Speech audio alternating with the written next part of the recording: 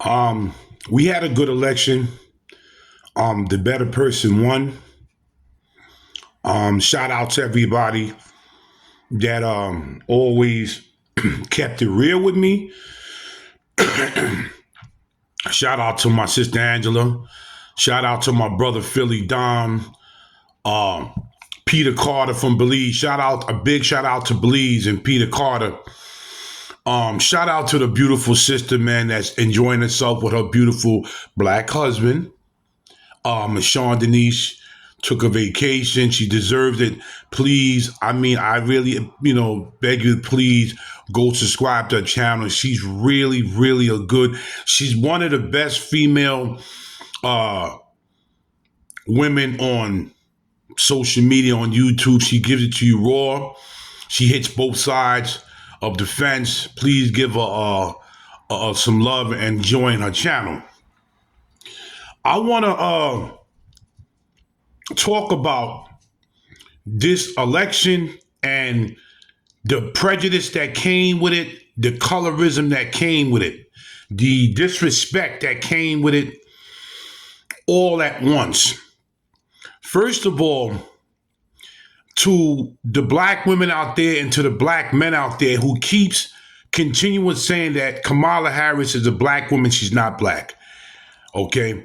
When Kamala Harris first came into office as vice president of Joe Biden, Kamala Harris specifically said, I am the first East Indian female to become a woman in power. She never said, I am the first black female. She said, I am the first East Indian female to become in power. That's number one. Number two, Joe Judge Brown, the ex-judge, said he had a sit down and an interview with her father. And her father specifically said, I am Hindu, Indian, and Irish that was born in Jamaica. He never said he was black. He never said this. But because a person has color on and they specifically see that there's a lot of dark-skinned Indian, they'll consistently saying that they are black. That's just the way it is. If you ask a lot of East Indians, and if you ask people from Bangladesh, and if you ask people from Sri Lanka that's dark skinned, they're not going to say they're black. They're going to say, I'm Sri Lankan, I'm Bangladesh, I'm East Indian. That's just the way it is. Let's just cut that out of the picture. So because she was a female, that she's a female. Kamala Harris is a female, and she's a female that's East Indian descent and has Irish blood in her. But because she has color on her, these men and these women of color, the black Americans that wanted to see the first black female become president, she is not black. Straight up. You can go look at her interview when she first became vice president. I am the first East Indian female to become in power. We as black people are on this color tip a little too much. That's all we think about is color, color, color. We don't think about another race of people that have our best interests and that can do for us. All we think about is color, color, color. And we're not the only ones. There's other race of people that do the same thing. They have white people that do it. You have Asian people that do it. You have Indian people that do it. You have people from the Middle East that do it. You have African people that do it. It's just color, color, color nonsense. It's not that we're human. It's not that we came from God. It's color, color, color too much. The Democratic Party, okay, first of all, it was a nasty party. We all didn't do our research, but these people, real talk, on both sides, but I'm talking about the Democrats right now, are very evil. Very evil. And when you have a lot of Democrats, people of color, that, the other Democrats sent the black ones to try to control the minds of the black American community. Let's keep it real. They sent the black ones in to try to convince black people to vote for them. And we did. Every 4 years, black Democrats came to us. They stuck rappers in our face. They stuck preachers in our face. They stuck pastors in our face. They stuck people of power in our face that was all black to convince us that we are the better choice. They are the better choice. And every 4 years, black people went for the bull crap. We went for the banana in the tailpipe. We went for the greasing up and let's just the chicken, the fried chicken, giving us chicken parties, giving us soul food parties, macaroni and cheese. Give these people parties. Throw these foolish rappers in there. Just throw them in there. Let them twerk. Let them rap. Let them just get on the mic and act a fool. And we went for it and we voted for them.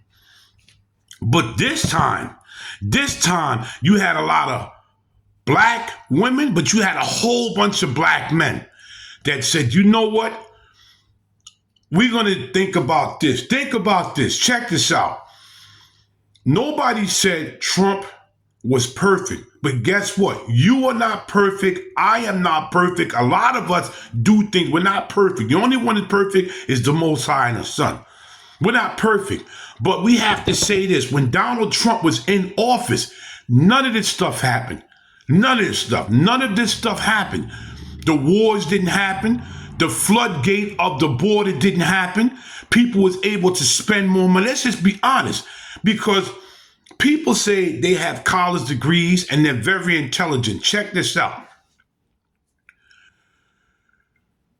You, as a person, have to look back on when Donald Trump was in office. Stuff was smooth. Donald Trump knew how to talk to people. Donald Trump, wars was about to occur, but Donald Trump sat down and they spoke and they came to an agreement. It didn't happen. Donald Trump said, listen, opening the borders was going to be a bad decision. It was going to be the worst decision we ever did. If you open the border, they're going to send their worst in. They'll send some good people, but they're going to send the worst in. And everybody called Donald Trump racist. Everything is racist to us. Everything is racist to us. Everything. But Donald Trump was right. When they brought these people in, you know how many people was murdered, raped, and killed by these people that came in here? Now, the good ones that follow the United States rules, they should be interviewed, let them go through a process, and let them come in. The other ones gotta go. They gotta go. They gotta leave. They gotta leave immediately. Because they was brought in here, they was giving all types of perks. They was treated better than American people. They was treated better than veterans that fought for this country.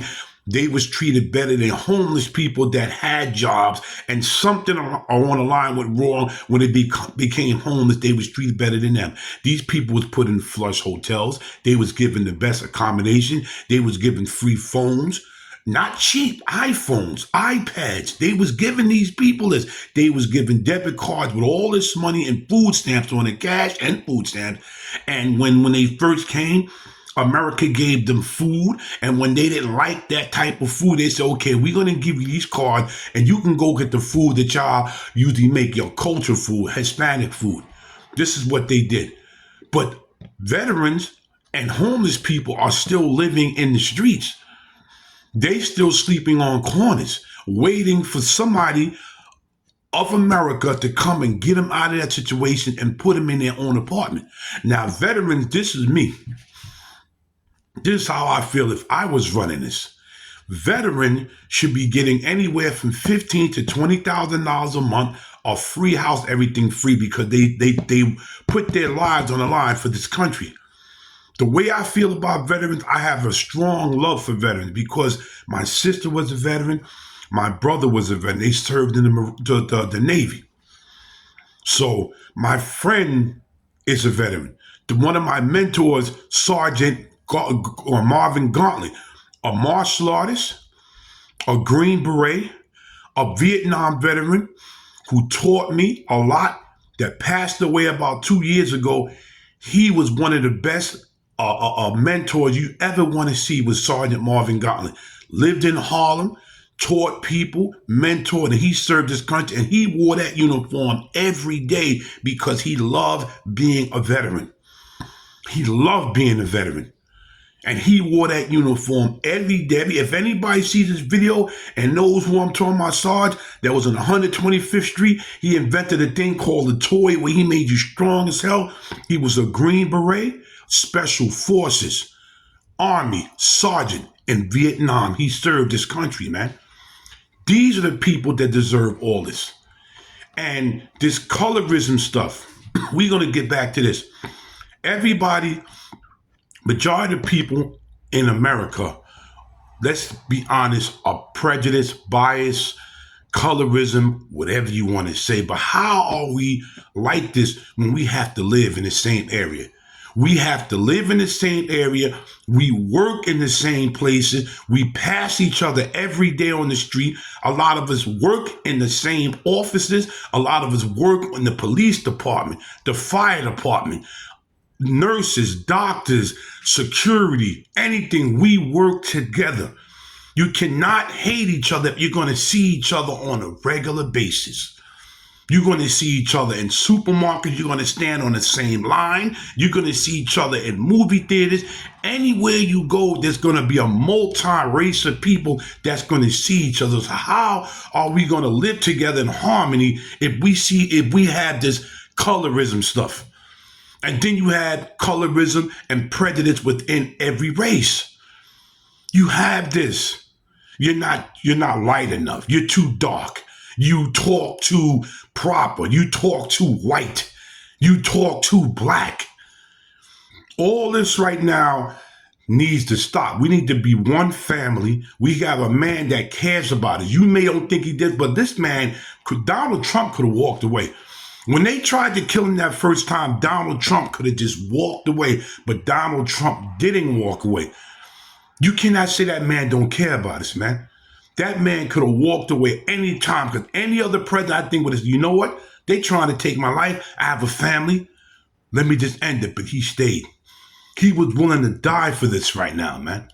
But this colorism, especially what was going on between the black and the white continuations in this race. It was black and white at the time going at it. Then you had black on black. You had black women and black men criticizing people like me because I wanted Trump in there. You had this. You had black women getting on all of these platforms wishing death on black men, saying that they can't wait for the cops to kill us. They can't wait for the cops to shoot us. They can't wait for the cops to choke us out. They can't wait for the cops to do harm to black men, and saying that they was there for us. Let me explain something to y'all black women. And this is not all black women, because all black women did not talk like this. The black women that's talking this stuff about they was there for us and they marched for it. We as black men never asked y'all to do this. What y'all did, y'all saw that it was a black man who was killed, and y'all decided to go out and march. Y'all decided to say Black Lives Matter. Nobody sent an SOS sign saying, please save us, black women. And let me clarify something. It wasn't just black women and black men to go to these black men's death funerals and marches. There was other race of people that showed up, so give them credit. There was white folks that sacrificed. There was Hispanic folks that sacrificed. You had Indian and Asian folks that sacrificed. They sacrificed their jobs. They sacrificed their lives to come and march in these Black Lives Matter. I've seen, and this is the Lord's honest truth, I've seen a white dude actually cover a black man up at one of these marches because the cops started kicking and spraying this black man. And this white man went over him and covered him up and took the beating, man. So if you go around hating white folks, saying the white man the devil, I've seen this multiple times. I've seen where whites have stepped in and covered black people up from getting whipped, from getting beat by the cops when the George Floyd thing was going on. So it wasn't just black women that came to our rescue, it's other people. But I'm specifically saying for the black women that's talking and stuff, nobody sent out an SOS sign from the black man community saying, can you please save us? Y'all saw it. Y'all decided y'all want to get up and help us. Now y'all getting mad saying, oh, was out there helping y'all. Nobody asked y'all to come. Nobody asked y'all to show up and show out. And you, as a black female, decided that you saw what was going on, you wanted to get up and help. And now you're saying that we owe y'all something. Owe y'all something like what? What do we owe y'all? You say a lot of us, because we date other races or women, or we didn't vote for Kamala because y'all think she's black. Now we hate our mothers and we hate black women. Where did y'all come up with this concept that black men, just because they do something on the opposite side, that they hate black women and they hate their mother? My mother died last year. I wish that the hell she was here right now, because that was my mother. She was black. And my mother taught me a lot. My mother was there for me. My mother said, I don't care if you're 100 years old. If I see you messed up, you coming home to mommy. Because I gave birth to you. I pushed you out. That was my mother. So who gave y'all this idea because black men chose something else, that we hate black women and we hate our mothers? Let me tell you something. A lot of black women love the H out of their mother. It's their mother before anything else, except God. God first, and then your mother. And your father's there. If you had a good father, my father was there for me. God rest his soul, died in 97. But what y'all are doing as black women and this colorist nonsense, it needs to stop, because at the end of the day, we live in one area and we have to be one with each other, because all we got is us and the Lord. So y'all going around saying that we hate y'all black men now, we can't stand y'all because y'all went against us and you didn't vote for a black woman that's not even black. People explain to y'all every day, it's like trying to feed food to a baby and the baby spitting out the food. The woman is not black. She's a woman of color, but she's not black. You can see the darkest Indian, the darkest Sri Lankan, the darkest Bangladesh, and they'll still tell you they're Indian. I'm from Bangladesh. I'm Sri Lankan. They won't say they're black. Just color stuff, y'all seem like y'all won't get it through your head. But y'all consist to say that she's black. And this is the same female that was disrespecting and locking black men and women up in the state of California. This is the same black female that gave that man life, the black man that had nothing to do with a murder, but they pinned it on him. And he did 6 years in jail. And if it wasn't for white folks that investigated and said this man is innocent, and when the judges found they said this man is innocent, they had to let him out of jail. He did 6 years. 6 years in prison for nothing. And Kamala Harris laughed in the courtroom. Kamala Harris went to every trial, every court date that man had, and thought it was a joke. This is the same female, Kamala Harris, that locked the black female up because her daughter had sickle cell anemia, and they knew she was sick and she was out of the school for a while. Sent 2 men over there to arrest this female. This female said, listen, the school knows my daughter's sick. She has sickle cell anemia. You know what the officers told her to do? Explain everything to Kamala Harris. That female lost her job and they became homeless. This is the same black female. The same black female. Same one. So what y'all need to do is think of what y'all saying on this internet, because everybody is watching this right now. How y'all disrespecting and wishing death on black men. Like, share, subscribe, and leave a comment on what you think about this whole video. I ain't never did a video this long, but I am so tired of what's going on with this color nonsense. Because at the end of the day, one blood, one life. God bless. I'm out.